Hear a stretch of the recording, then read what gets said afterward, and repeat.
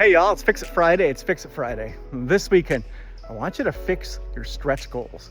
Fix your stretch goals. I just got back from a week of vacation in Wisconsin, and it was terrific. I got to do a lot of stuff, enjoy Wisconsin. I also did some water skiing, slalom skiing in fact. And slalom skiing is a bit of a stretch goal for me. See, I'm not that great at it. But I went out there and I had these visions of me cutting across the lake really fast. Had visions of me, spraying water out the side, and I set a stretch goal to do it. And not only did I not do that well, I also didn't stretch before I went out, and so I fried my hamstring. I strained it and I could barely walk. I ended up taking my week of vacation. I thought I was going to run far every day, and I couldn't run at all. So I think it's important to have stretch goals, but they have to be the right stretch.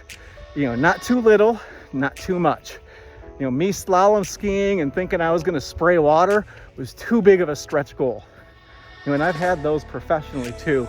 A few weeks back I was trying to go build an app, and I was doing some vibe coding, and it was probably a little beyond my capabilities. It was too big of a stretch goal, and I messed a couple things up, to be honest. I learned my lesson the hard way, just like straining my calf.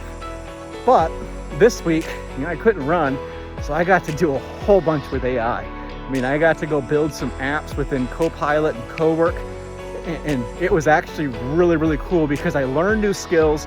I was able to stretch and set some big goals and achieve them, but they were the right goals to set with the AI. So here's the deal. Whether it's slalom skiing or anything else in life, and especially with learning and applying AI, set the right stretch goals. I always say crawl, walk, run with AI, and I think that couldn't be any truer. Have a great weekend.